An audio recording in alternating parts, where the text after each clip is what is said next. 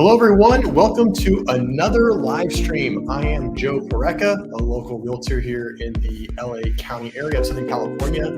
And today we're talking about another news article that came out. Again, this is my weekly live stream where we're going to cover some of the most interesting and newest articles and news to hit the real estate scene in this week. So as you've seen by the title of the stream, today we're going to be talking about how it is now all young men's fault, specifically young male millennials. It's all your fault. You're going to crash the housing market. No, I'm just kidding. That is certainly not my thoughts, but those are the thoughts of the article that we're going to take a look at, and a high up Wall Street analyst named Meredith Whitney. So before we get into the article, again, I just kind of want to preface things with, I do not believe that young men are going to crash the housing market. But it's interesting to see what some of these economists and Wall Street analysts think might happen. Keep in mind, they're not housing experts. They're financial experts. And we know that housing and finance, they kind of go hand in hand. They're kind of together, but they're certainly not the same thing. And when we go through the couple articles that I have a video with Ms. Whitney kind of explaining her position on this. When we go through those things and watch the video, just keep in mind that this is from the perspective of a financier, of a financial person, a money person. And yes, homes are investments, but homes are more than that.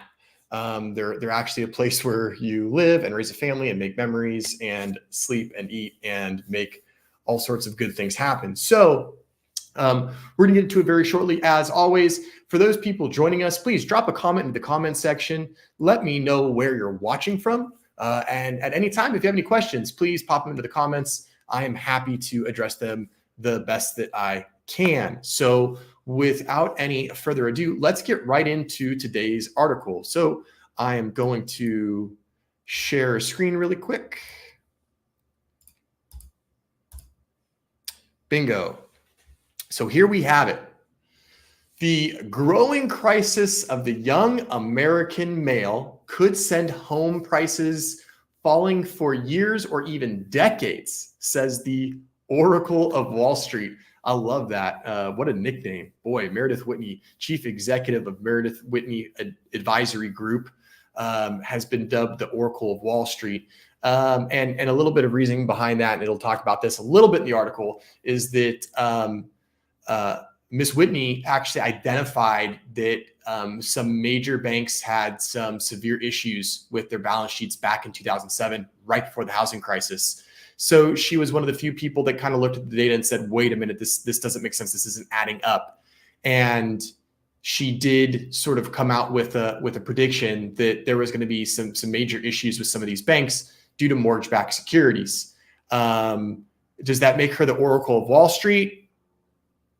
I don't know. And it's funny, it seems like the more removed we get from the great financial collapse and 2007 and 8 and 9 and 10, it seems like we hear about more and more people that predicted it correctly, which is so strange. If so many people predicted it correctly, then why did it happen? But I digress. So this is an article from fortune.com that we're going to take a look at. This is recent. I believe it came out in the last couple days or so, last 2 or 3 days. So again, we're going to talk about why it is all young men's fault and the crisis that is growing that could really impact the housing market. So here we go. Meredith Whitney, deemed the Oracle of Wall Street for successfully calling the financial crisis. Again, I think they're taking some liberties here. I don't know if she successfully called the financial crisis. She successfully identified some red flags and made some predictions about how those could go down. And then she also made a bunch of other predictions, which didn't come true, but that's really neither here nor there at this point. Financial crisis says home prices are likely to fall substantially. And the reasons have to do with habits picked up by young guys. Some harsh words there for my young millennial male cohorts out there.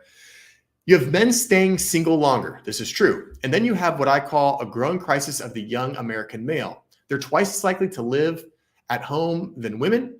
So 1 out of 5 young men live at home with their parents. And these aren't young men going to college and coming home for holiday breaks. These are young grown men choosing to live at home, Whitney told CNBC this morning. And I have to say that, this kind of anecdotal evidence, this is true. As we know, things are just being pushed back in terms of the timeline of your adult life. People are graduating later. They're taking longer to graduate and get educated, assuming they do go to college. They're taking longer to fit into their long-term career. They're taking longer to get married. The average age of a first-time home buyer went from early 30s about a decade ago now to late 30s. Currently in the last year or two. So things are getting pushed back. So this isn't really surprising to me to see that young men are just kind of being delayed in all facets, and young women are as well. But this one is particularly looking at young men. The outcome could have profound effects on the housing market, she said. I think you're going to start to see housing prices begin a multi-year, decade decline just due to supply-demand dynamics, Whitney said. So you've got a demand-supply imbalance. More demand, less supply. This is nothing new. We've known about this for a while, hence the huge increase in housing prices over the last 4 to 5 years. And I think that's going to invert. So what that means is supply will then outweigh demand, which is why she sees home prices falling for years. Now, really, right off the bat, the first thing that I notice in this article is her first prediction. And this is where a lot of not just proponents of the housing crash, we call them crash bros in our circle of real estate. Certainly, I don't believe that Ms. Whitney is a crash bro or crash sis. I don't think that she is saying there's going to be a housing crash, or there is currently one, or there's going to be one very shortly. I do think that what she is saying is obviously rooted in her ability to know financial markets and see trends and identify trends in data that she sees. However, where people that make bold predictions like this, where they get a little leeway, is they go, oh, well, the housing crash is coming. It's coming. It's coming. It's coming. And then they say that for 2, 3, 4, 5, 6, 7 years. And they keep saying it's coming. Well, a broken clock is right twice a day, right? So just by saying a prediction, but not giving any real firm timelines or, firm ideas on what those predictions looks like, then the predictions, honestly, they're just kind of vague. And so here she goes, and this is what I picked out. You'll start to see housing prices begin a multi-year / decade decline. Okay, so that's just, she's saying, I think you're going to start seeing housing prices begin a multi-year / multi-decade decline. Well, which is it? Is it a multi-year or is it multiple decades? Because guess what? This basically says that these housing prices we could see that starting in the next 2 to 3 years or the next 2 decades. So what does that really mean? Now, perhaps she means in this statement that we're going to see those housing price declines over a multi-year and multi-decade decline. Maybe that's what she's alluding to. But this is kind of a cop-out, in my opinion, for any type of meaningful prediction. And let me know what you think in the comments. Let me think if you're identifying the same thing as me. Whenever anybody makes a bold prediction that, oh, something could happen over the course of the next few decades, I don't know. To me, that's just, I don't take it as seriously. Not to take anything away from Miss Whitney. Certainly she knows what she's talking about. But I don't necessarily agree that would be an accurate statement that she should make. Whitney's take is based in part on demographic shifts. This is something I've talked about before, is demographics. And actually, this is why I think we are not going to see a housing price decline, at least for the next 10 to 15 years, is because of demographics. The bulk of housing is owned by people and households over the age of 40, she said, which is true. But household formations are the lowest they've been in more than a century, which translates into a demand problem, she said today. Now, I get where she's going with this. She's saying, well, the metric that we use to measure new households being formed is at an all-time low. But I think this is a classic situation of the chicken or the egg? What situation is causing what outcome? Are we going to see a decrease in demand for homes because less households are being formed, less new households are being formed, or are we seeing new households being formed because there's a lack of supply in housing? So if there's not a space for new households to form, then how could they form? So just a kind of an interesting chicken and the egg scenario on this. Obviously, that is a problem that new households aren't being formed, but one would argue that if we had more supply for people to form new households, would that happen? I mean, instead of maybe young married couples living with parents to try to save on rent and save up a down payment, thus not forming a new household, if we had affordable housing, then we would have potentially new households being created. So just again, some food for thought. Yet many experts have predicted that home prices will continue to go up from here. And that's the camp that I am in. Mortgage rates reached a 2-decade high last year, and people were still buying homes. And because there simply aren't enough homes, demand outweighs supply, keeping home prices high. And we know that this is true. This is a bona fide truth. This just isn't an exaggeration.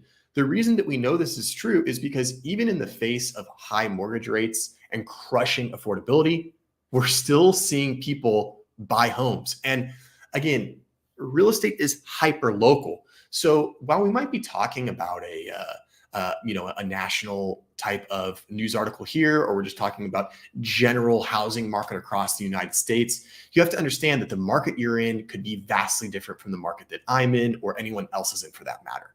So when I talk about the experiences that I see as a real estate agent, and particularly as a real estate agent that works with a lot of buyers, I'm talking about my experience in the greater Los Angeles metropolitan area. So again, I'm in Claremont, California. I'm about 30 to 40 miles east of Los Angeles. I'm right on the border of LA County and what's referred to as the Inland Empire.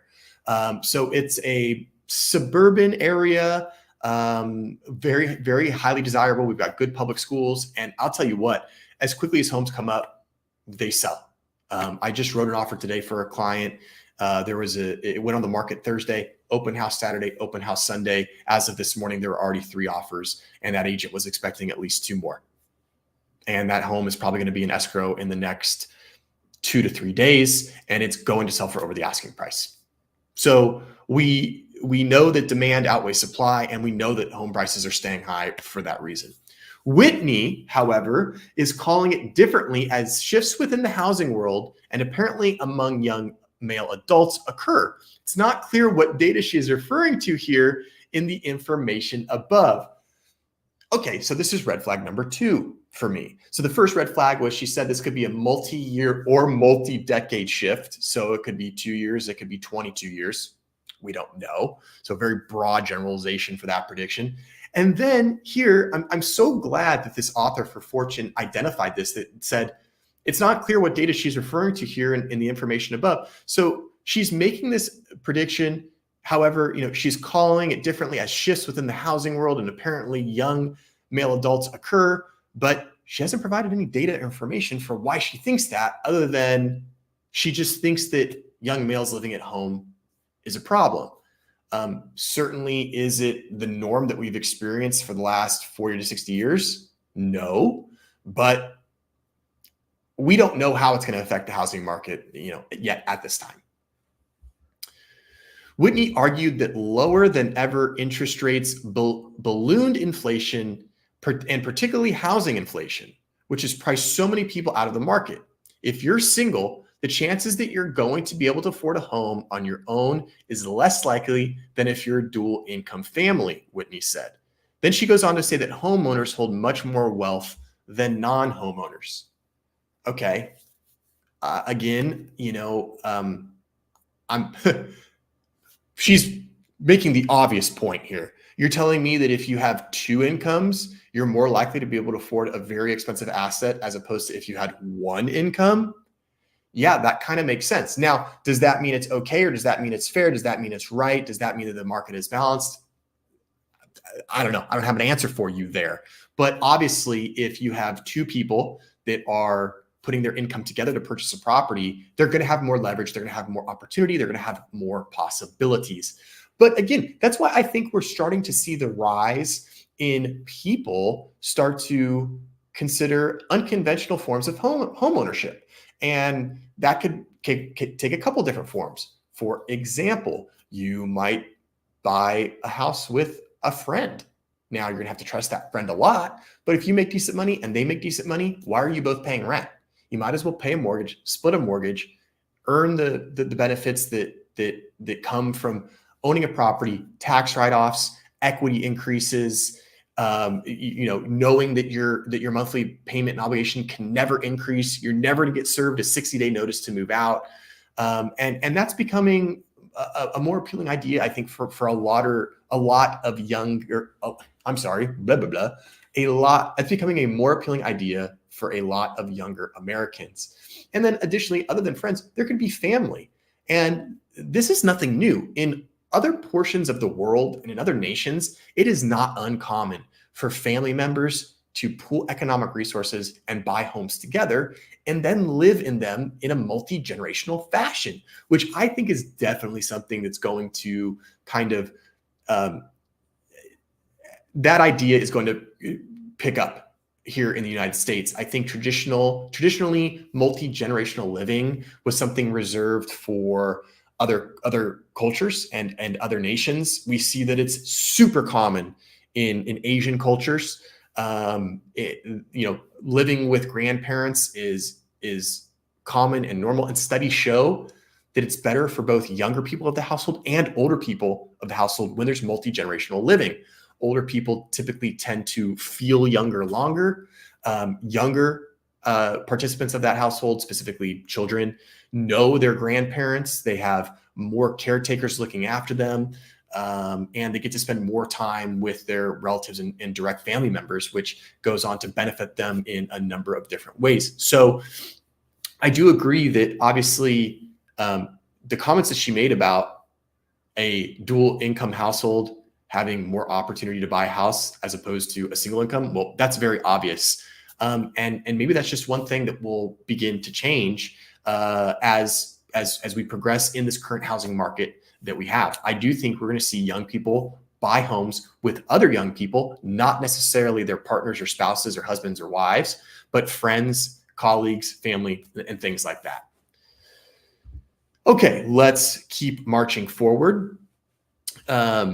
Whitney has long discussed a silver tsunami. This might ring a bell because 2 live streams ago, I did the Boomergeddon silver tsunami stream. If you haven't watched that, check that one out. And Whitney brings it up here. So Whitney has long discussed a silver tsunami set to strike the housing market as baby boomers age and their homes are freed up. You'll see a supply-demand dynamic shift, the founder and CEO of Whitney Advisory Group previously said, echoing her claims today. Now, we know that the silver tsunami is something that's been talked about for multiple years, really since the pandemic.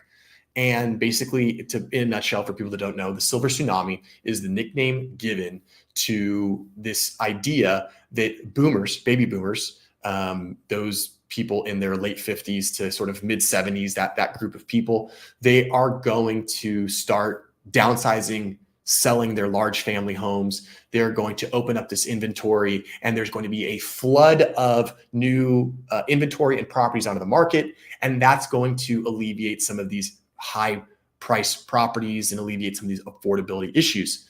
I've got news that's not going to happen. And as time goes on, we're realizing that silver tsunami is actually looking more like a sort of a silver tide. And instead of this giant wave of inventory crashing and hitting at once and causing a flood of product onto the market, we're realizing that it's going to actually happen really, really slowly and over a much longer period of time. Therefore, that increase in supply is going to be much slower, and it's not going to cause this drop in home prices that we see. And there's other things that are going to contribute to this, which we'll touch on later in the stream. But as a preview, it has to do with institutional rentals and institutions buying up houses and causing a supply crunch by these huge hedge funds and huge firms buying affordable homes. So she talks about the silver tsunami. We'll see. We'll see. I don't think that's going to make a huge difference, though. Normally, you would think that as rates go up, home prices would go down, and that hasn't happened over the last 2 years, she said. I think home prices will normalize because as more inventory, more supply comes on the market, you'll see a true clearing. Yes, you'll see a true clearing price that is lower than it is today. So I would say 20% lower than it is today. I don't. Again, she makes kind of this claim that this is going to happen, but why? Why does she think that there's going to be an increase in inventory? We're going to bring up a graphic and let me search for it really quick. In fact, you know what? I'll do it when we play a video. We are so far below new build units that it would take us a decade of twice the average building to even get us back to the midline. And I'm going to try to search this really quick.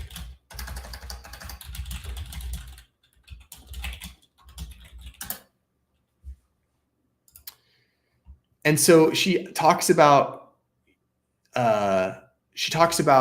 this idea that new homes are gonna flood the market and we're gonna have this huge supply shift. And I don't see that happening, to be honest with you. I really don't. We're so far behind. The silver tsunami is probably not likely going to happen. And we're going to talk more about that when we watch the video. Home prices rose 6% in January. A lot of people think that they will keep going up. In January, Goldman Sachs predicted home prices will rise 5% this year and 3.7% next year. This is a beautiful reason. This one sentence right here is a great reason on why it is a good idea to buy a house when you can afford it. I don't necessarily mean right now, but whenever you can afford it, whether that's only with 5% down or 10% down or whatever you can get, as long as you feel comfortable with that monthly payment, we're looking at seeing an increase of almost 9% over the next 2 years. And that's amazing. And we're not just talking about 9% in 2 years on just an investment that's sitting somewhere in a bank or in the form of a certificate of deposit or a bond or something. Newsflash, you can't live in those. You can't live in those investments. You can't live in those products. It's wonderful to stack money into your 401k. It's wonderful to put your money in these different accounts that maybe will give you a 10 or 11 or 12% return on your investment in a yield. However, you can't do anything with those. So you might as well put your money into an investment where you can live in, you can enjoy it every single day and every single night. It keeps your cost of living nailed down to the same number every month you can expect it. And you're going to make on average 8 or 10% over the next 2 years. As you can see, I'm a proponent for homeownership. In March, Capital Economics predicted home prices will rise 5% this year. This month, CoreLogic predicted they'll increase by 3.1% this year from February 24 to February 2025. So again, we've got some major predictions that either way you slice it, home prices and home values are going to go up. Okay. Toward the end of last year, Whitney said 51% of people over the age of 50 are set to downsize to smaller homes, citing an AARP report at a conference, and it would bring more than 30 million housing units to the market. More supply, or better said, supply that outweighs demand, would trigger a drop in home prices. So here we go. Finally, she provides us with a little bit of data, some figures from an AARP report, but something to consider. Again, I'm going to reread this. Toward the end of last year, Whitney said 51% of people over the age of 50 are set to downsize to smaller homes, citing an AARP report to conference. Now, what we don't know is if those homes that apparently this data sample from AARP covers, we don't know if those homes are going to enter back onto the resale market, what if people are buying second homes? Maybe they're going to downsize to a vacation home or a home in a secondary market. And maybe that becomes their temporary residence, but they don't sell their original home. Or what if these boomers that are going to cause this so-called, silver tsunami, what if they don't put their home on the market? What if they buy another home with all the cash and equity investments they've accrued over the last 40, 50 years? And what if they leave their home to their older millennial or younger Gen X child? Okay, well, that's not going to be new inventory. That's not going to go onto the resale market. Now, could some of those homes go onto the resale market? Absolutely. But we're seeing more and more people price out of being able to move because they don't want to take on a 6.5% or 7% interest rate when either they don't have a mortgage or their interest rate is high 2s or low 3s. So I'm a little bit skeptical. I would like to see that AARP report and kind of see what it says in depth about potential downsizing, because from what I've seen, I don't see that that's going to happen. And look where we go in the very next paragraph. However, this concept of, I'm going to highlight this because this is important. However, this concept of a silver tsunami has been widely refuted. A recent analysis from Freddie Mac revealed that the 9 million homes set to come onto the market in the next decade as baby boomers age aren't going to really disrupt the market. For one reason, younger generations will enter the same time, meaning housing demand will continue to rise. And this is another thing that I don't think this silver tsunami is going to lead to, because as quickly as new homes come onto the market, the demand is going to grow and it's going to absorb that increase. So the only time you will get a significant decrease in the price of an asset is if there is a huge increase in supply. And that increase in supply has to outweigh the rate at which that supply can be absorbed by the demand. And right now in the United States, we have an insatiable appetite for housing, which is why prices keep going up, even though interest rates have significantly increased over the last 4 years. And on top of that, rents continue to increase. So the cost of housing in general is going up. But guess what? Homes continue to sell. And you might hear about some of these Crash Bro YouTubers and these doomsdayers talk about home prices are being slashed, they're being cut from all-time highs. Well, in the last 4 years, home prices have gone up 40, 50% in some areas. So if a home's on the market and they cut the price by 2% or 3% or even 5%, I don't consider that a crash because the value went up by 30 and 40 and 50%. So it's all about perspective. For one reason, younger generations will enter at the same time, meaning housing demand will continue to rise. Some have warned of a silver tsunami as aging boomers look to sell their homes, flooding the market with inventory, the Freddie Mac report read. But as this analysis demonstrates, the tsunami is more like a tide, which we talked about, bringing a gradual exit that will mostly be offset by new entrants. And that's what I think is going to happen. Again, young people want to own homes. They just feel like it's impossible. And that's something that's always kind of confused me. Some of these older generations talk about, oh, young people don't want to own a home. The difference between want and being able to, or wanting to own a home and feeling like you can own a home, those are two completely different things. I know that young people want to own homes. Of course, this isn't going to apply to everybody. There will be some people that don't feel that way. There will be some people that their renting lifestyle works for them because maybe they need to move around a lot for work, or they have a complex family situation and they don't spend more than 2 or 4 years in a certain spot. But that's rare. That's not most people. So I do think that young people want to own homes, but they're just very, very discouraged at the present. Additionally, Eric Finnegan, a vice president of demographics for John Burns Research and Consulting, recently told Fortune that baby boomers aren't going to crash the market because they're powering it. His team found it takes about 4 deaths to equate to 1 home listed for sale, because a partner might hold on to it or it may get passed down to their children like I was just talking about previously. The number of homes listed for sale due to deaths is rising, and it will continue to, but it's not a deluge, Finnegan said. It's not a tidal wave of homes being listed for sale because all of these dying baby boomers. So again, that's sort of my thought. Obviously, we do have boomers that are going to look to downsize and sell their properties, but is it going to be this deluge, this simultaneous action that's going to cause a huge decrease in prices because of a huge increase in demand or supply? And I don't think that's going to happen. So to kind of to go back to the title of the stream, young men responsible for the housing crash. This economist, this Wall Street financier, Meredith Whitney thinks that because young men are living at home longer, they're not going to buy homes, and then there's going to be more homes to go around. I don't think so. It's not because young men don't want to. It's because it's extremely expensive, and it goes for women too. However, an interesting thing to note, and that's the next thing I'm going to show on the screen, is that statistically, single women own homes at a higher rate than single men. Why is that? I couldn't tell you. Maybe it's because women are better with money.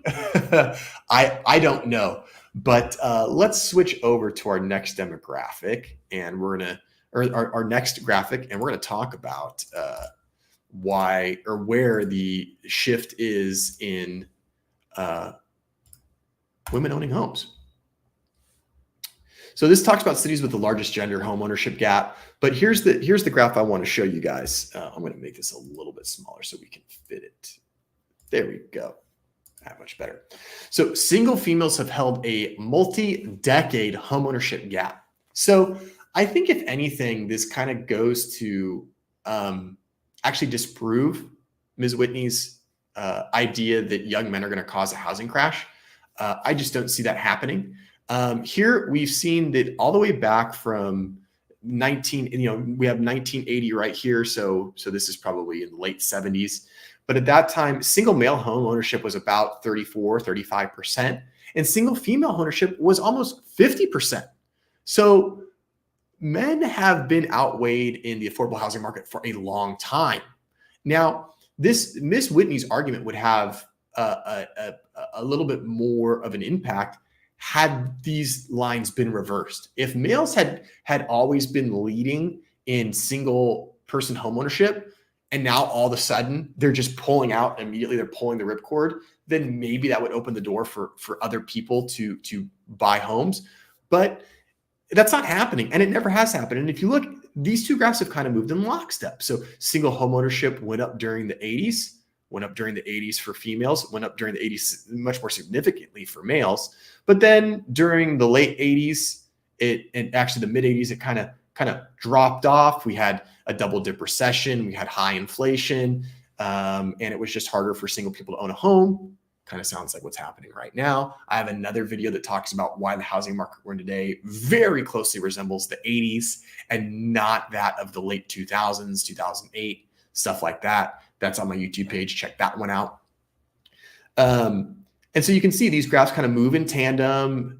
Actually, single males are kind of inching their way up to where we have at this one point right before the great financial recession, males were at almost 50% and females kind of dipped down to 54%. That's the closest it really had ever gotten to.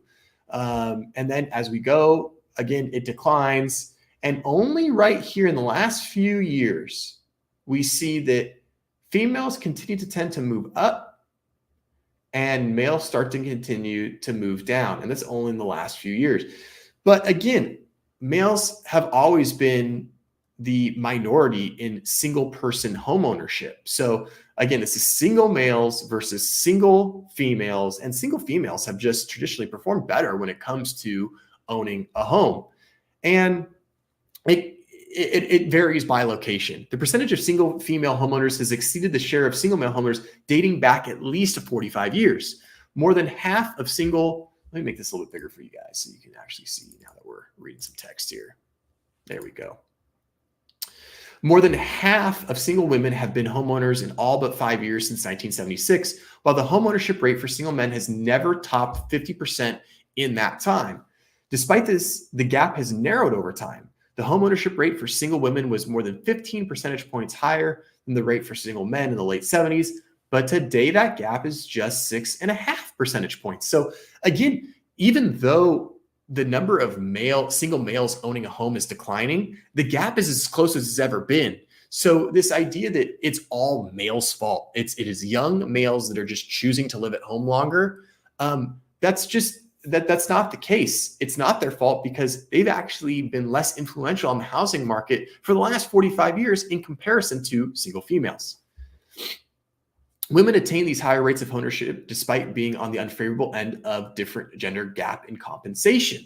Women in the US earn around 84 cents for every dollar earned by men in the US. Like the homeownership gap, the gender compensation gap has closed slightly over time, but many women still face a number of factors that limit their earnings. These include differences in jobs and industries worked across genders, loss of time and experience in the workforce due to motherhood and other caretaking responsibilities, and the effect of bias and discrimination on women's wages and working conditions. Now, that's a whole other topic for a whole other stream. We're not going to get into any of that stuff right now, but obviously it's important information to keep in mind when we're talking about why men and women may have different socioeconomic statuses and different rates of home ownership. In light of this financial disadvantage, women are more likely than men to make sacrifices when saving for a home. A recent study from the National Association of Realtors found that single women buyers were more likely to report cutting back on spending for non-essential goods, entertainment, clothes, and travel, which emphasizes how important homeownership is to them. Additionally, women have been found to be more risk averse, and housing is widely considered to be a safe investment, according to research produced by Fannie Mae. So there you go. There we have it. There's a few reasons on why women are a little bit more likely to potentially dive into home ownership. They're less risk adverse. They cut back better. They save better, and they're just better with their money, which allows them to get into home ownership.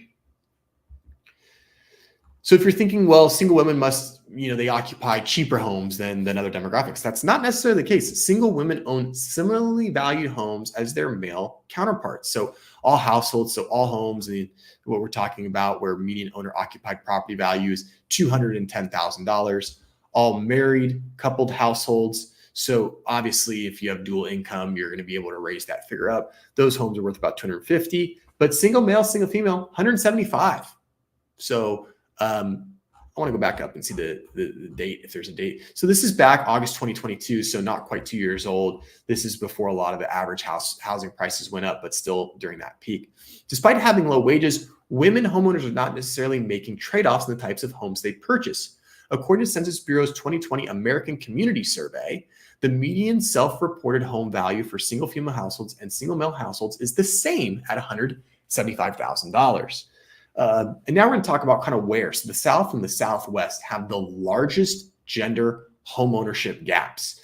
So as we look at this, you can see here's the kind of the scale down here. And this is female homeownership gap in percentage points. So the darker blue shows that females have around 9 percentage points more in homeownership. The lighter kind of blue and into this sort of gray color, and the grayish gray is actually gives a male advantage of 1. So Minnesota, the only state here that I think this is Minnesota, I believe, or is this Minnesota? Someone correct me in chat. These states aren't labeled. I don't know why. But anyway, you're seeing down here the dark blue, southwest, and even in the southeast, it's predominantly female dominated. So again, just another reason why I don't think males living at home longer is going to change things greatly, because females have been dominating the market for the last 45 years when it comes to single people owning homes. Okay, so now we're going to go over, I want to play a little bit of this video from YouTube, and this is the Julia LaRoche show. And this is some snippets from her recent show that this came up 13 days ago. And this is Meredith Whitney. She's going to talk on this. Ms. Whitney is going to talk about housing market and home ownership. I've queued it up. Let's hear what she has to say, and then I'll chime in and give you my thoughts. And there's not much supply. The prices are extremely high. So I don't know. Like, do you have a take on? I mean, I feel like a lot of my friends are in a similar position too. It's just kind of like I thought that we'd be buying by now. But do you see anything within generations? Sure. Well, I focus a lot on housing. Right, it's the largest. Okay, so again, like we kind of talked about in the first thing, yes, she's going to focus a lot on housing because it's a huge financial investment and it's usually the biggest chunk of the portfolio for the average person. However, she is a Wall Street person. She's not a real estate specialist. She's not a broker. She's not a realtor. She never sold real estate. Just keep that in mind. It's the largest asset within household net worth, and equity is the largest asset within that. Home equity is the largest asset specifically within household net worth. And 90% of U.S. homes are owned by people over 40. 74% of U.S. homes are owned by people over 50. And 56% of U.S. homes are owned by people over 60. Okay, I don't think this is astonishing data. She goes, what was it? 60% of homes over 40? Homes are owned by people over 40. I'll go back just a little bit further because I want to hear. Asset within that. Home equity is the largest asset specifically within household net worth. And 90% of U.S. homes are owned by people over 40. Okay, 90% of U.S. homes are owned by people over 40. This isn't a surprise. We just got done establishing that things happen later in life, that people are putting off home buying because of the affordability crisis. That median home buying age went from early 30s to late 30s. Yeah, this isn't a huge thing. Has this shifted from what it was maybe 20, 30, 40 years ago? Yeah, absolutely. It absolutely has. But this doesn't, to me, isn't a huge indicator. 74% of U.S. homes are owned by people over 50. And 56% of U.S. homes are owned by people over 60. So there is absolutely a generational issue. And so I don't look at generations, the younger generations, the way most.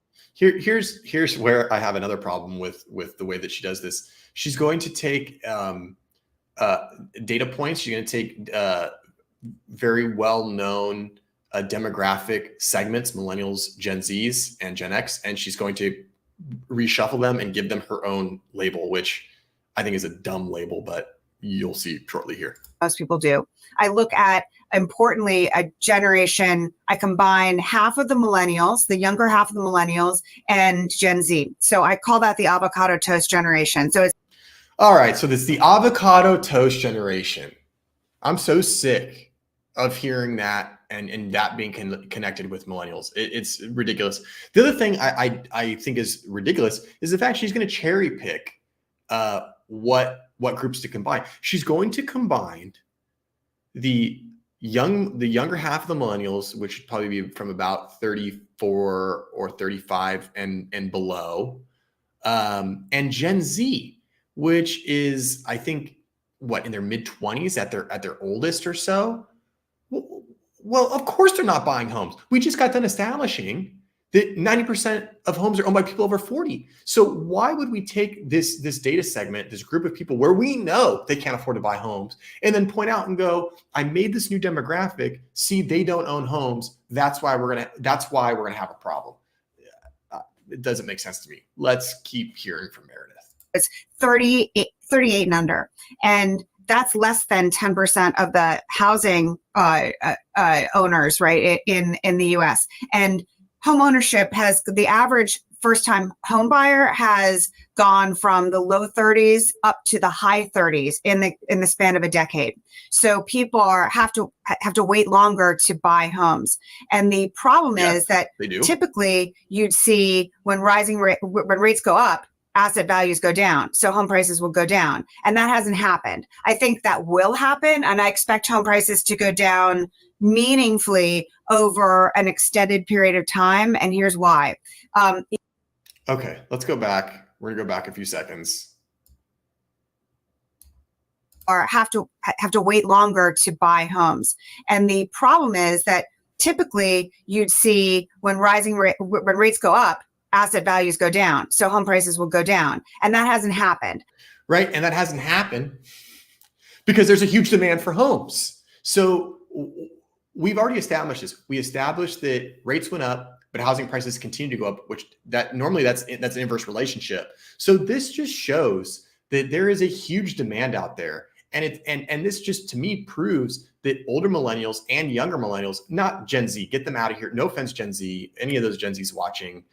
I got friends that are Gen Zs. You just not at that age yet. This is like saying, 100% of people under the age of 21 can't legally buy alcohol. Well, yeah, we know that. That's a given. So saying that Gen Z don't make up a sliver, a minute portion of home buyers, that's a given. She says right here, she gives her own stats for a reasoning of why demand still remains very, very high for homes. And she said it. So why would home prices fall? And then she says, we're going to see a meaningful decline over many years. Well, if it's over many years, that's not a crash. And honestly, I think a lot of people could benefit from home prices backing off a little bit over the next 7 to 10 years. If home prices come down 5 or 10%, it's not going to upset the market. It's not going to put anybody underwater on their home. Most people are coming in with 5 and 10% down. Even if you bought a house at the peak of the market and you put 10% down, the appreciation over the next 10 years, and let's say home prices do come down 5%, you're still going to be fine. And by the way, it only matters if you're looking to sell your property or refinance. It doesn't matter what the market does. If you own a home and the market tanks, it really doesn't matter unless you're looking to sell that home or refinance. Let's continue with Ms. Whitney and why she thinks young men are to blame for this impending housing crash. I think that will happen, and I expect home prices to go down meaningfully over an extended period of time. And here's why. Because you have so much housing stock owned by older people, they will downsize. So AARP estimates that 50% of people over 50, 51% of people over 50 to be specific, downsize. And it gets lower as you get older, but they downsize because of affordability and because of livability. Downsize because of affordability. Right now, most baby boomers that are thinking about downsizing, it's not because of affordability. Right now, the home that they live in is far cheaper than probably any home that they could afford, especially if they need to take out a new mortgage on the new house at a much higher rate. And additionally, she's not addressing the fact here that even if, let's just say this AARP study is correct, which I haven't verified, I haven't read, but if Ms. Whitney is correct in that 51% of people over the 50 are looking to downsize, that doesn't necessarily mean that they're going to put their home on the market and sell it. And we've seen information on the article that we just covered from research that shows that it takes 4 deaths on average in order for one home to get listed onto the market. And that's because sometimes that we'll call a boomer household, where someone is older and looking to downsize, there's a partner that survives the death that continues to live in the house. We know that boomers are aging in place much longer, and they're aging in their home much longer because retirement care and nursing facilities are extremely expensive. And what happens if that home gets passed down or given to an adult child and it doesn't make its way onto the market? Food for thought. Let's continue. In terms of they want to have a primary room on the first floor, they want to be able to age in place. And what that means then is if you equate that to numbers, that's 45 million homes that will come on the market. So last year you had under 5 million existing homes sold. 45 million homes to come on the market over what period? She doesn't say that. She kind of makes it sound like this is going to happen, over the course of a year or 2 or 3. I think we're talking about over the course of 15 or 20 years. And I think the peak was in 2005 when you had 7 million existing homes sold. So if you think of that number, and even if it's a portion of that number, it's still a pig through a python. So you've got a supply glut that is that is inevitably going to hit the market. And that will mean home prices come down. Now, importantly, it's not like a 2007, 2008 phenomenon, because there's so much equity. This time there's so much equity in homes. So there's no forced selling. There's no foreclosures and forced selling by banks. But there will be a orderly process the whole time, which home prices will come down just because of the math, supply, demand. And that will create more affordable availability for younger. She's acting, excuse my eye itch here, it really itches. She's acting like millennials aren't the biggest generation that have ever been involved in the United States or the world.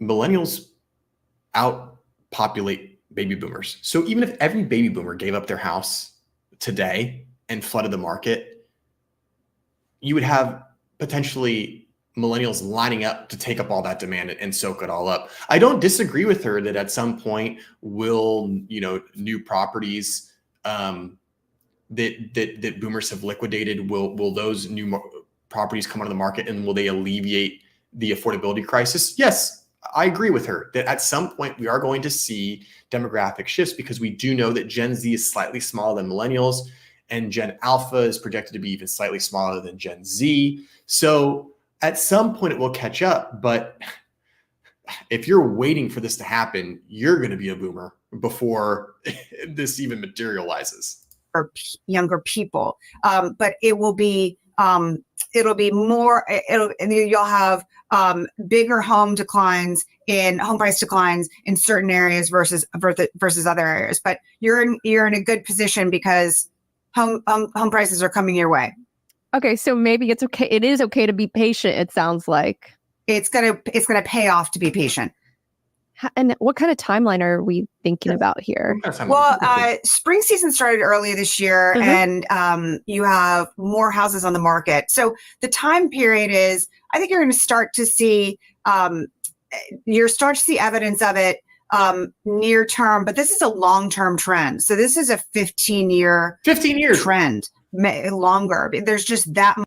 Be patient for 15 years. You millennials. Be patient for 15 years for those home prices to come down. Keep paying your landlord for another 15 years. Keep paying increased rents for 15 years, and be patient for another 15 years before home prices start to trend in your direction.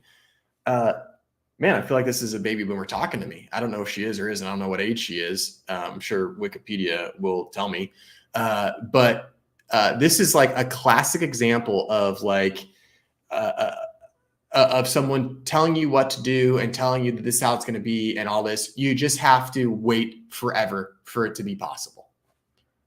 Much like it'll take a long time for that much supply to go through to go through the market. And I think also some different things are going to happen with housing as well. It's interesting. It's interesting and terribly sad that you have the lowest household formation rate on record. And that's because you have the highest percentage of single men on record. And so people just aren't, you're going to have a supply issue, and then you're going to have a demand issue. And I think that there's going to be a lot of change within the housing market.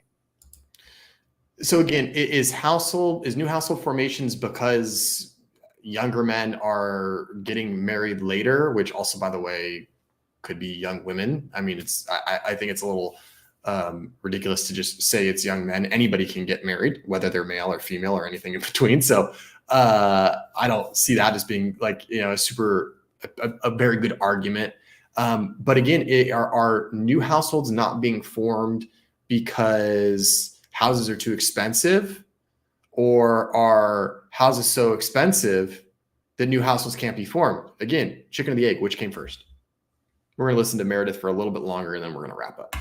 Wow, I didn't even think about that, the supply issue as well as the demand issue, because of the singles, mostly probably in my generation. Yeah, and I think that what people focus on is recency.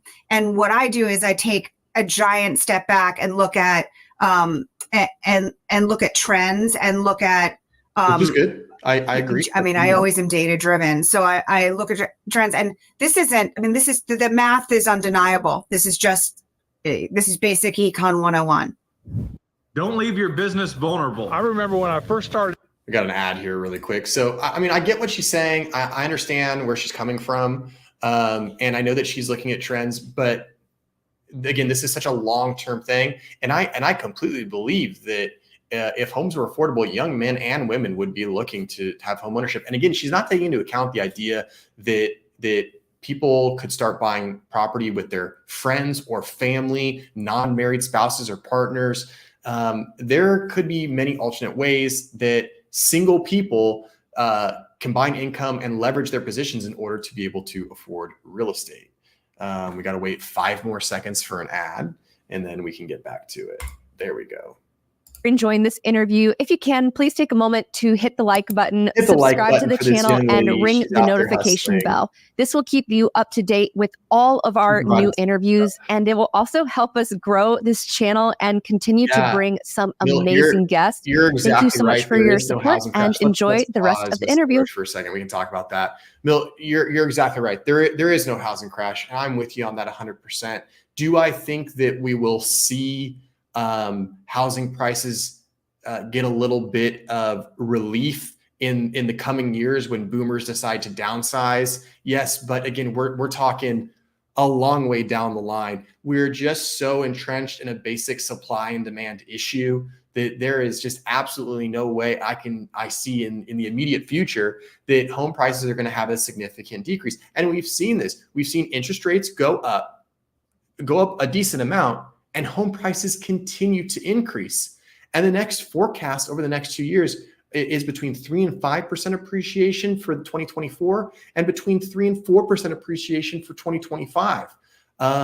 So yeah, I completely agree with you, Milt, that there's not a big chance for a housing crash. And this idea that young men are going to be responsible for a housing crash because they are living at home longer. I think it's a bad take personally. Thanks for your comment. I appreciate that. You know, one of the things that's fascinating about you and your analysis, you're an incredible storyteller. And I don't know if that goes back to like your roots as like a history major or whatnot. You've always been data down to levels where I can understand it. And, you know, very fortunately, I was sort of raised in the industry that if I couldn't explain it in a way that if I couldn't explain things or analysis in a way that everybody could understand, I wasn't doing. There was another portion in here. I lost my notes on it, but there was another really good segment in here. Anyways, you can see this whole video if you want to check it out. I'm gonna flash the channel here really quick. This is the Julia LaRoche show. So go take a look. She's got 25,000 views on this in like 13 days. Good for Julia. And this is the author of the article that is basically blaming young men. Let's see, Milt, another comment. Yes, 70 to 80 saw houses 3 times with rising interest rates. Exactly, that crazy double dip recession. And this is exactly why, Milt, this is a great point. This is exactly why I think today's housing market is much more reminiscent of the 80s than 2008, 2010. We have, again, rising interest rates, rising inflation, and housing just continues to increase. And again, I'm boots on the ground. Real estate is hyper local. I will say that every time. So some of these people that are in more rural areas, they might be experiencing something different. Milt, I don't know where you are. Like I said, I'm in Southern California. I'm on the border of LA County and the Inland Empire in a town called Claremont, California. And I've been, as quickly as we put houses up, they get multiple offers and they sell. And that's, in a market where inflation is high and interest rates are rising. We may not get Fed rate cuts, or at least as many as we thought, but we'll see. So again, I agree completely with you that we're much more in a market that is much closer to 1980s market than anything else. So it's just kind of interesting to examine this idea that young men are somehow responsible for crashing the housing market. Again, this is based on Meredith Whitney's take, and she's a finance person. She's a Wall Street person. She's not a real estate person. Now, again, we know those two things go hand in hand, but she's looking at things from a Wall Street perspective. Yes, she's looking at data. Yes, she's looking at numbers. But as we know, the market that we're in sometimes kind of bucks the trend of what the data is signaling or showing, and it goes a different direction. And that's what I'm seeing just by having anecdotal experience of buying and selling homes professionally and representing buyers and sellers in my area. I just don't agree with her. The silver tsunami is something that that's a myth that we have debunked. She cites that in her article. She cites that the silver tsunami is this thing, and it's gonna bring a bunch of homes onto the market, and I don't see that happening. I don't see the silver tsunami delivering enough inventory quickly enough to upset it. And again, millennials are a huge demographic. They're bigger than baby boomers. If baby boomers give up all of their houses overnight, there's a huge chance that millennials would gobble that right up. Obviously, prices would come down if that happened, but we just don't see that. We don't see any type of panic for selling. One thing that she did bring up that I thought was a great point is the fact that she mentioned that how much equity is in the home and real estate market right now. There's a ton of equity right now. And that means that there doesn't need to be any forced selling. And that's what we saw in the great financial collapse when we had the huge recession in 2008 to 2010, when home prices just plummeted. It's because it was forced selling, because people were getting bad loans where they were putting no money down, 1% down, or they were getting paid to buy a house because financial lenders and institutions said, we know the price is good, we know the value is going to go up, that we're going to lend you not 100% of the home price, we're going to lend you 110% of the home price, which is mind-blowing. And that's another reason why we're not going to see a housing crash, is because our lending rules have become so much more strict since TRID guidelines, which is a bunch of laws that were passed in the lending world by the federal government in the wake of 2008 and 2010.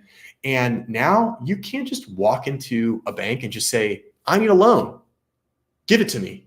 Well, in 2006, 5, 6, 7, and 8, that's exactly what they were doing. You didn't need to have any documented income. You could do what was called stated income loans, where you just said, oh, I make $120,000 a year. And the bank said, okay, great, we'll loan you this much based on that. Good luck buying a house, have fun. And now we have to do multiple employment checks. We run credit multiple times throughout the transaction. You have to have proof of income, proof of employment, proof of down payment, all of this stuff in order just to even get a pre-approval letter for a loan. So between those strict lending standards that we have now, the severe lack of supply that may increase over time due to boomers aging out, but not quickly, it's not going to happen. As a reminder to those in the chat, if you have any questions, please pop them into the comments. I'd love to know where you're watching from, what market are you in, and what are you seeing in your market when it comes to properties. Are they staying on the market a while? Are they getting multiple offers? Are you back to over asking price bids being accepted? Let me know in the comments. I would love to hear from you.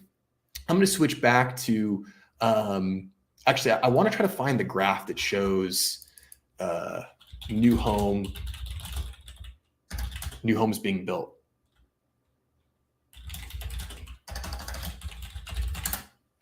I want to see if we can find it. I think this is it. Yes, it is.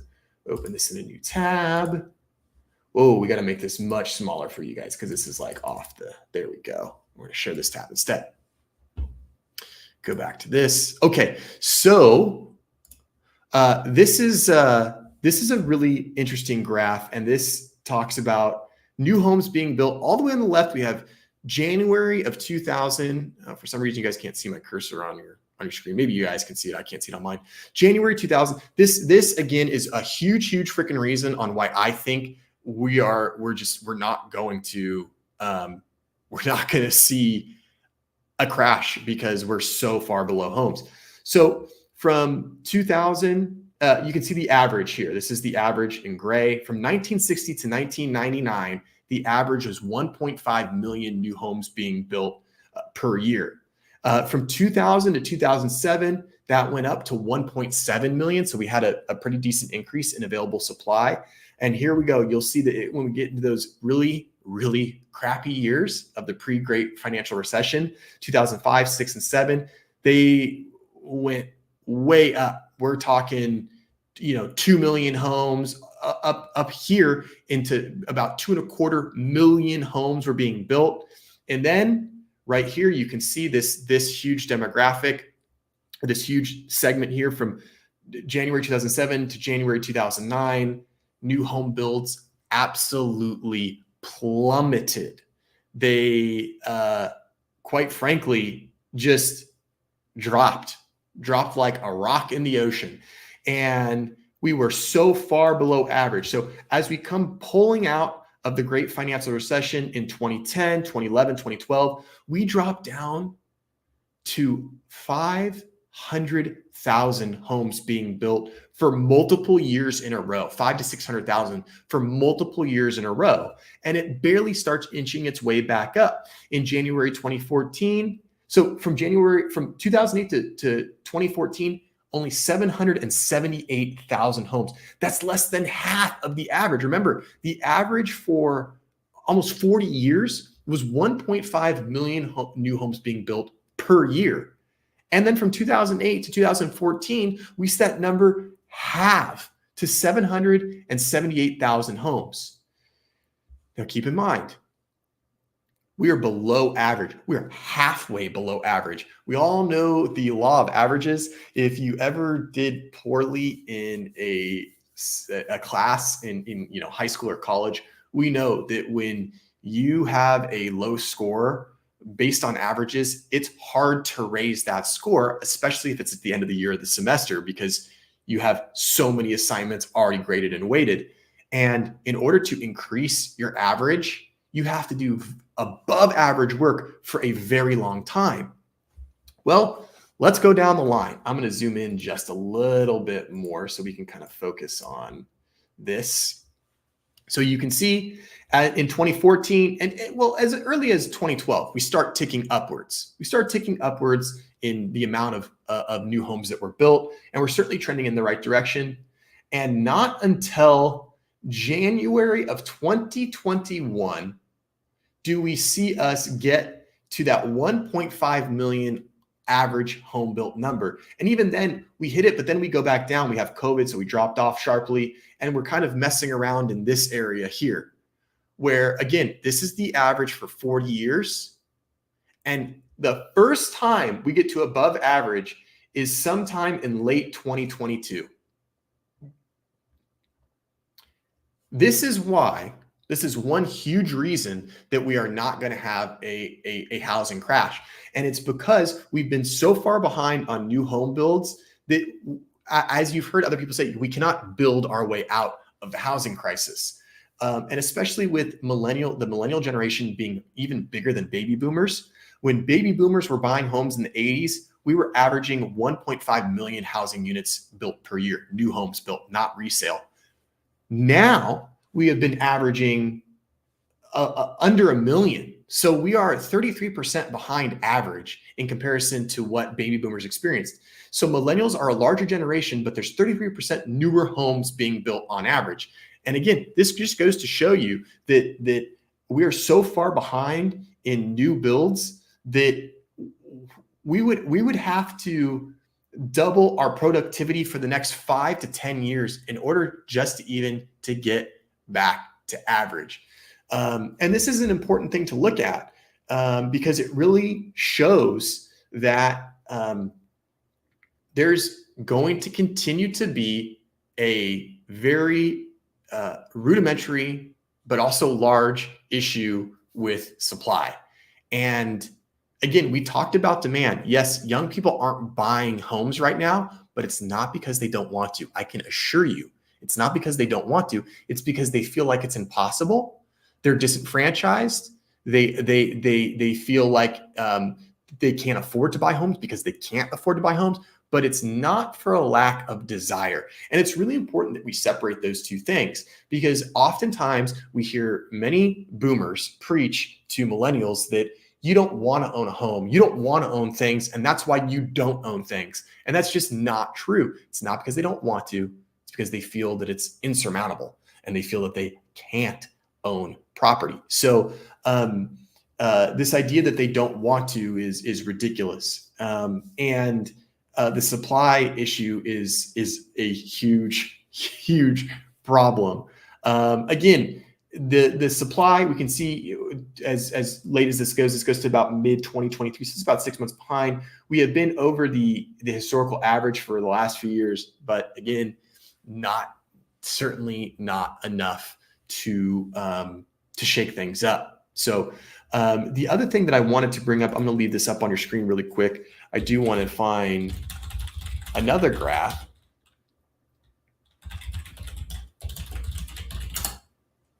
See if I can find it really quick.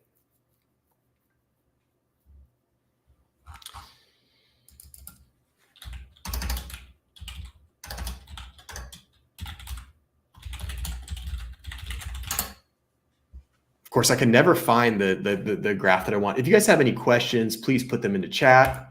I would love to know where you're watching from, what the real estate market's doing in your local area, and are you seeing homes stay on the market? Are you seeing prices decline? What are you seeing? Okay, so I did find what I'm looking for. We're going to open this up in a new tab. We're going to share this. All right, so this is as of 2020, and this is going to go lockstep hand in hand with the graph that I just showed you. And I'd love to put them side by side. Can't quite do that, but this is from the U.S. Census Bureau, as you'll see down here at the bottom from the U.S. Census Bureau. So this is a very legitimate source. This is as of 2020. So it's a little bit out of date, but for the data that we're looking at, it doesn't really matter. This is what we're going to look at. So baby boomers, here they are, 68 million, almost 69 million people. And they were born from 1946 to 1965, ages 55 to 74. And we know that this was a huge generation that shaped housing, and it shaped housing demand, and even to today. Of course, what we want to point out is this ginormous number right here. Millennials represent millennials. I'm a millennial homeowner, #blessed. I know though that it's very difficult out there for millennials to own a home. It's not because they don't want to. It's not because they don't want to. It's not because they don't have the desire. It's because it's an extremely uphill battle. But look at this. Look how much larger the millennial group is. Born between 1981 and 1999, their ages 21 to 39. This was in the year 2020. So add 4 years to this. So now they're 25 to 44. But a huge group of millennials. And I got news. Gen Z is not far behind. They're actually larger. It's a little bit bigger bracket. Millennials are 82. Gen Z is 86 million. So this idea that boomers of 68 million are just going to give up their houses and it's going to cause this huge flood of inventory. We have millennials and Gen Z that are going to be in the wings waiting to gobble up that demand. And I don't foresee I don't foresee a world where the silver tsunami significantly makes a difference in what happens with housing and inventory and causes these huge crashes. I always point back to the demographics when we talk about housing crashes, because if we want to talk about data, this is data. We have again, we'll go back to this tab. We have this huge glut. I mean, you can see it. Look at this big horseshoe shape. This is literally a glut of houses that we need. And it's the exact opposite of what we see here, which is a huge hump of people. We have a huge glut of supply and a huge hump of people. Man, home prices are going to stay high. And we have another comment from Milt. Semi-rural Wisconsin, I'm seeing building that reminds me of 2002 to 2003. Investor bought the 10-acre tract, put in the street, but just 2 to 3 houses for the 20 lots available. So I'm glad you brought this up. And that's another thing to think about, is that we're not even taking into account, I haven't even touched the fact that we have huge institutional buyers. We have hedge funds buying up houses. I think there's a company, one of these investment firms that BlackRock just bought. They own like 65,000 houses in Kansas City alone, or some ridiculous number. And when I say they own houses, we're talking about affordable homes. They're buying affordable homes so that they can rent them back to millennials and Gen Zs and so on and so forth. In some of these more rural towns, I do see that perhaps if there is a huge amount of overbuilding taking place, like Milt is saying in semi-rural Wisconsin, some of those markets we could see a little bit of a correction in pricing. But again, we need to talk about the difference between a correction and a crash. A correction in pricing is when prices recede, usually in single-digit numbers. And a crash is when we're talking about 20 and 30 and 40% decreases in valuation, whether that's homes, other investments, other assets, what have you.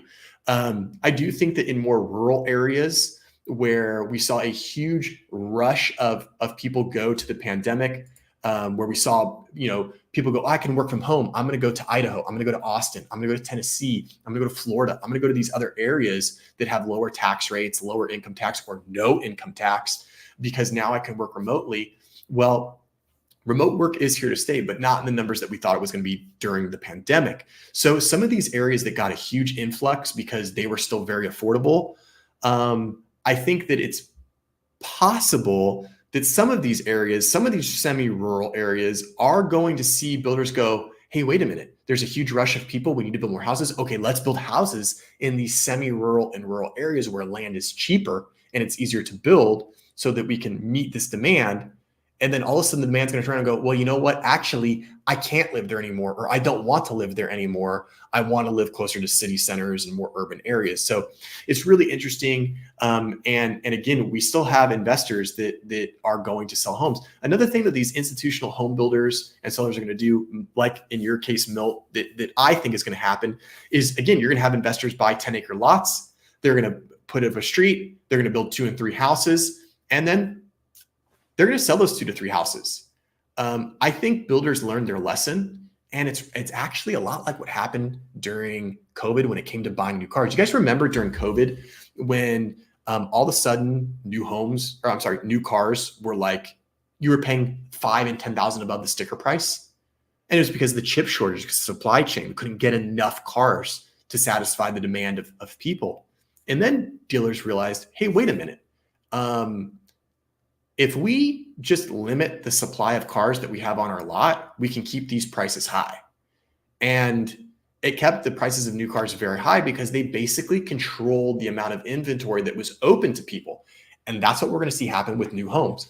We are not going to see builders just take a 10-acre plot, in Milt's example. We're not going to see them take a 10-acre plot and just build 50 homes or 100 homes and say, okay, put them onto the market. No, we're going to see them use the phase model much more, where they build maybe 10 homes at a time.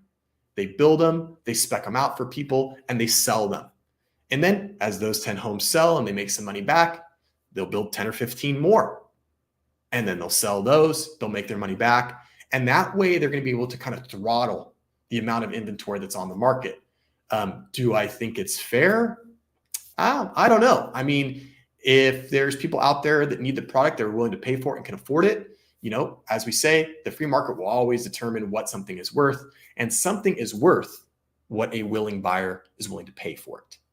Another comment from Milt. Thanks for commenting, Milt. Appreciate that. It was like this here in 2002, and by 2007, all the houses were built. Yeah. So again, we're talking about now. Again, that we're talking about 2007. We had a much different financial landscape in 2007. It was a completely different makeup. We had funny loans, just, all over the place. We already kind of talked about that this stream, but you make a great point that certainly if we go back, if we go back to this graph, let's share this one instead.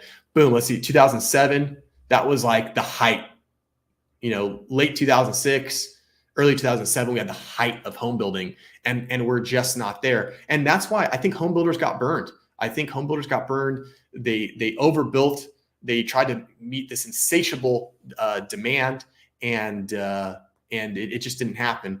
If you guys are watching the stream, I'd really appreciate it if you could drop a like and hit subscribe. I'd appreciate it. Obviously, I put a lot of energy into putting these live streams together. If you like the content that I'm putting down, please hit that like button, thumbs up the stream, drop a subscribe. Really helps me out, helps the channel out, helps me reach a little bit more people. So I do think that it's really one of these things where home builders learn their lesson, and they are probably going to begin to throttle their demand a little bit more, especially as time goes on. So with that, I think that's a good spot to end it. Wherever you're watching from, Milt, thanks for dropping those comments. Appreciate you. This will be on replay. If you're interested in other content relating to general housing market, take a look at my channel. I've got a couple past live streams on there. I stream once a week, usually on Mondays or Wednesdays, and I put out local content as well. Follow me on TikTok at JoeRealtor1. I'm also on Instagram, Joe Porreca Real Estate. I'd love to see you guys on the different social platforms. If you need a real estate agent or you have questions and you want an expert to advise them, you're sick of looking on Google, you're sick of Googling things, looking information, I'm happy to talk to you about real estate, even if it's just a general question you have. I'm not going to try to rope you into a contract or anything like that. I just know that sometimes it's really helpful to be able to go to an expert and just bounce some ideas off someone that knows what they're talking about. So you can always hit me in the DMs, shoot me an email, or call me. My information is in the description of this video below. You're more than welcome to reach out with anything you need. Please drop a like on the stream, subscribe to the channel. I hope everyone has a wonderful evening, and I will see you on the next live stream. Have a good evening, everyone.